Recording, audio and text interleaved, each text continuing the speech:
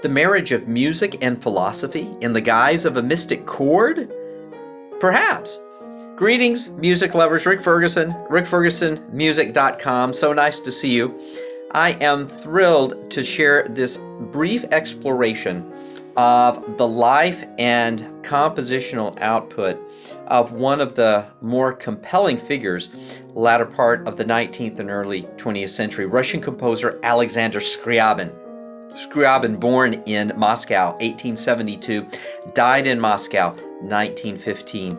A life cut way too short, but he certainly burned brightly while he was here. He came from an aristocratic family. His father was a lawyer, later spent many years in the Russian Foreign Service, primarily in Turkey, and really was a non-entity in Alexander's life. However, Scriabin's mother, Lyubov, was a very, very gifted pianist, studied at the St. Petersburg Conservatory of Music with Fyodor Lechetitsky, and was a favorite of Anton Rubinstein. Rubinstein being one of the real giants of Russian, especially late Romantic music, in particular where the piano was concerned. So Scriabin came by his prodigious gifts very, very honestly. Unfortunately, Lyubov passed away from tuberculosis shortly after Alexander's first birthday. So Scriabin really was raised by Lyubov's sister and then maternal grandmother and great aunt, and they all doted on him to no end, and he wanted for nothing. When he was 10 years old, Scriabin entered the Moscow Cadet Corps and shortly thereafter joined the piano studio of one of the preeminent piano teachers in Moscow during that time, Nikolai Zverev. And it just so happened that Scriabin was a student in Zverev's studio alongside a young Sergei Rachmaninoff. And Scriabin and Rachmaninoff developed a close relationship, a friendship that really lasted until Scriabin's death in 1915, and were always very supportive of each other's music. Even though they ended up going in very different directions later on compositionally, they were always extremely supportive of each other.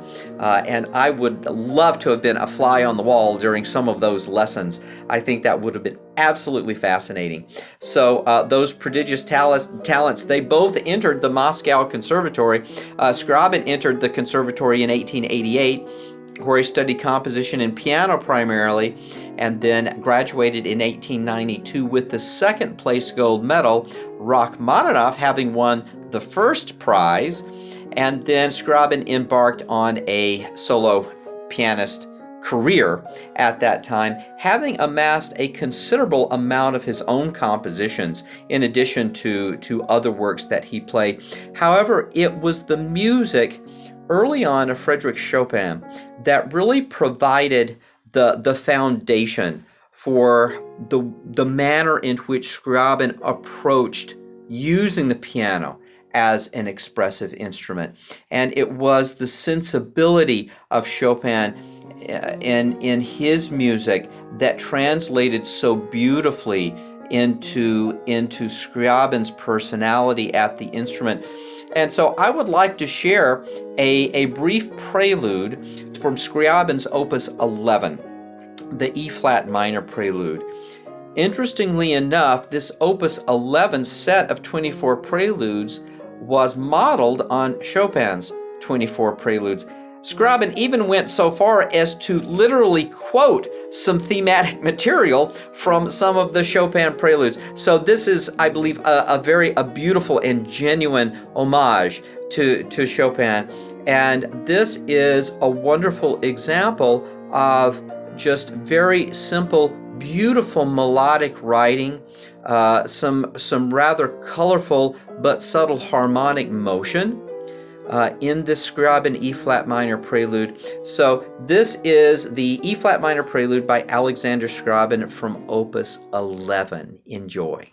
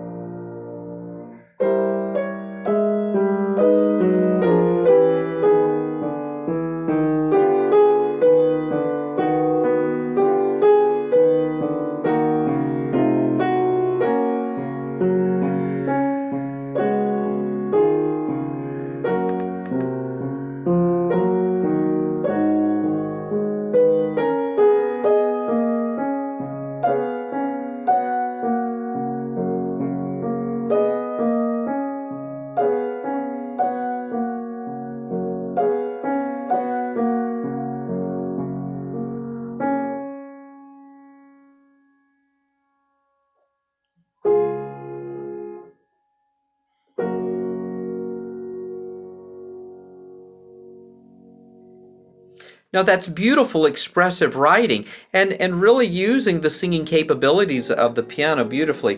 Scriabin was asked to join the faculty of the Moscow Conservatory in 1898, and he remained there as a teacher until 1903.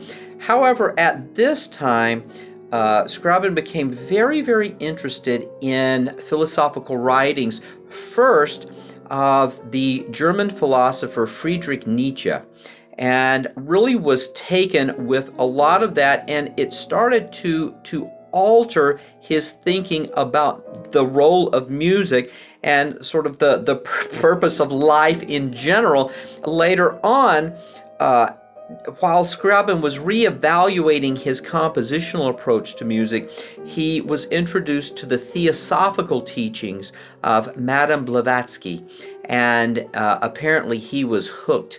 And he came up with a different harmonic approach to music, which he called the Mystic Chord. Now, if you look at the Mystic Chord, written out on a piece of manuscript paper, you're going to notice that it appears to be based in force. In a way, there is a tangential relationship with one of my favorite harmonic sounds, the chordal harmony, right? However, Scriabin approached it a little bit differently. He has different types, different qualities of force combined, but within this chord, there are actually varying combinations, different possibilities within this. But during this period of reevaluation for Scriabin, he really was thinking in terms of all art, regardless of whatever the discipline is, music, poetry, visual art, whatever it happens to be, it all belongs to one infinite continuum of art.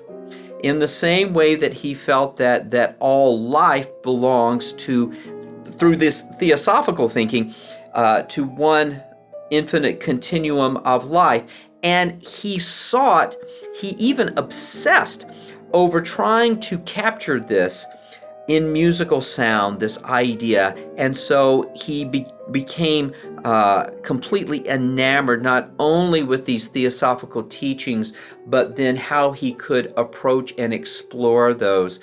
It really was the year 1910 when he first, in a big way, unveiled this idea of the Mystic Chord in a tone poem for orchestra entitled Prometheus, Poem of Fire. And this entire piece, which I'm going to explore in another video, this entire piece is based on this idea of a mystic chord. So I want us to hear a very short example of a piano piece, another one of Scriabin's preludes that includes the Mystic Chord. It is based on the Mystic Chord. And this is from a set written in 1912 from his Opus 67, the first prelude of that set.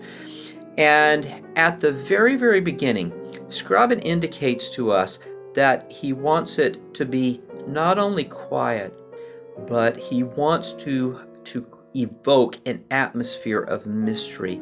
And he wants the sound, in his words, to be vague, nondescript, which is a very, very interesting idea. So let's listen to this short prelude based on Scriabin's Mystic Chord from Opus 7, the number 1. Enjoy.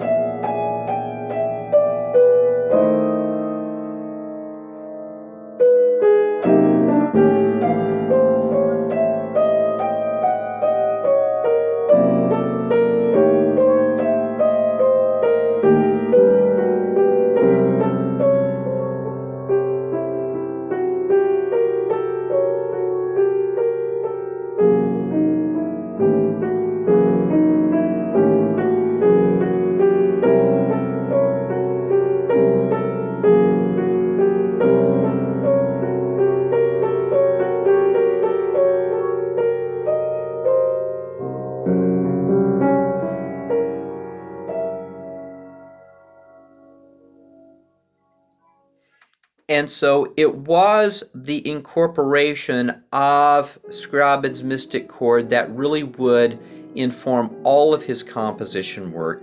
And so I will delve into that in a later video, starting with the poem of Fire.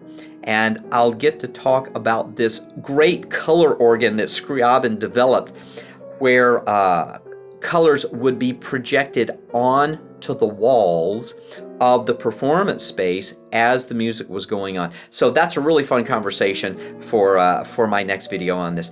I want us to finish this video by hearing Scriabin himself play one of his works. Here we're going to have a piece from his Opus 57, written in 1907, entitled Désir, Desire. And this too has the Mystic Chord as its basis.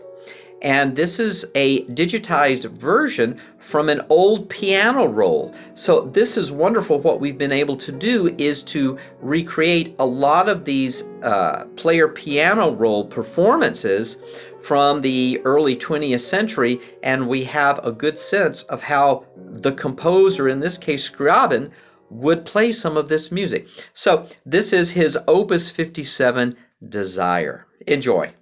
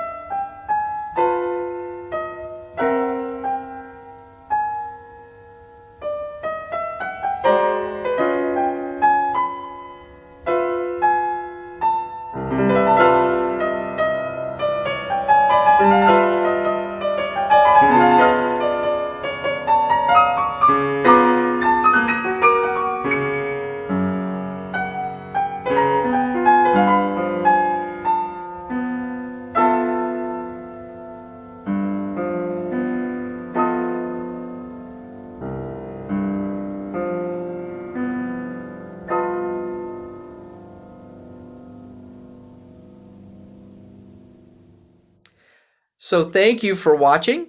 Thank you for being here. Please feel free to subscribe to this channel. And also, if you like what you hear, let me know what you like. Press that like button. And if you have any other thoughts that you'd like to share or request, please don't be shy and let me know. And I look forward to seeing you in my next video. Bye-bye.